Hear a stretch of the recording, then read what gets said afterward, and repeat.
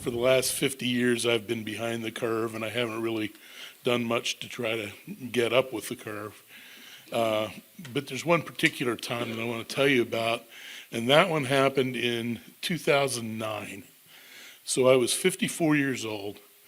I was a lawyer at a small law firm in Harrisburg. I had a computer on my desk. I knew how to send and receive email. I knew how to do a little tiny bit of legal research. But other than that, if I had to do anything to do with the computer, I either needed my secretary or the IT guy in our office to help me. And I was fine with that. I didn't want to learn more or get more expert with it. I just didn't like computers. So when I'd leave at the end of the day and go home, my machines of choice at home were the TV and the VCR. I didn't mess with computers, but my wife, who's a little bit younger than me, Liz, had a computer in her home office, and she was on it a lot. And she thought I needed to have a laptop at least in the spare bedroom that I use sometimes as an office, just in case I ever needed to work from home. So I said, okay, I'll get a laptop. I got one. I did nothing with it. It sat on that table in the spare bedroom unused until we had a foster son join us to live with us that year. His name was Karan. He was 14 years old. And of course, as a 14-year-old, he knew far more about technology than either of us. And so he needed a computer, and I just said, go ahead and use the laptop in my spare bedroom there. So that's what we did. If I needed some deep sports research, I asked Karan. He would find it for me and let me know. But other than that, I had nothing to do with the computer.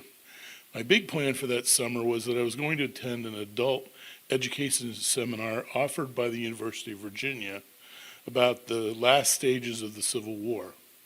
It was going to be taught by one of their famous Civil War history professors. I had read all of his books. I was a huge fan of his.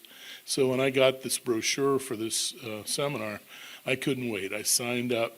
I put it on my calendar, and when the time came, I took my laptop because they had told me in mailings that they sent me, you needed to have either a laptop or a BlackBerry with you because they were going to be sending emails to the seminar members to let you know about any schedule changes or menu changes or anything like that.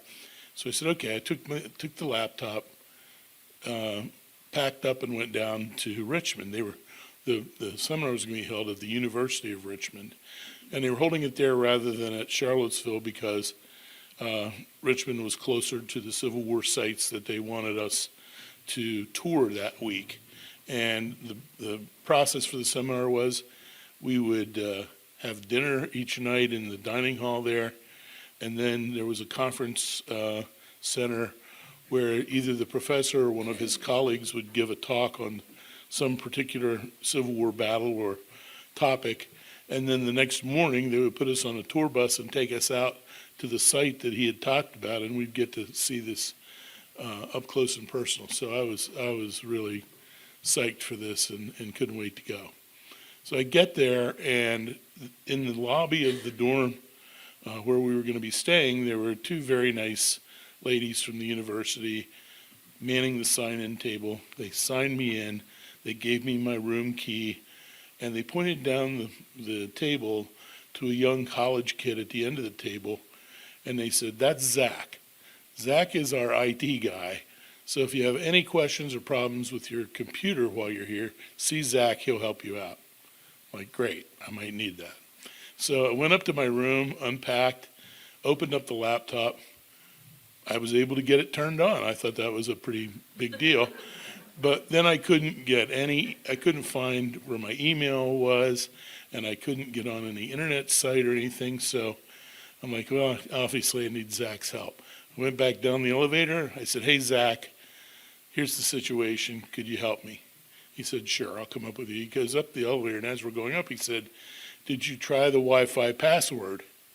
And at that point in my existence, I did not know what Wi-Fi was. I certainly didn't know what a Wi-Fi password was, so I said, no. And we went to my room. He said, I'll try it, and we'll see what happens. He opens up the laptop. I'm standing there over his shoulder. He types in the Wi-Fi password and immediately up pops a website. Big, beautiful blue and white banner headline that says, "Butt Naked Cheerleaders." And I sort of nodded, exchanged glances with Zach, and I immediately knew three things. One, Zach was never going to believe my story for how that website appeared. Two, the ladies at the front desk were never going to look at me the same once Zach had a chance to go talk to them. And three, I was going to have to consult with Karan when I got home to get some guidance on how to use the internet. Thank you.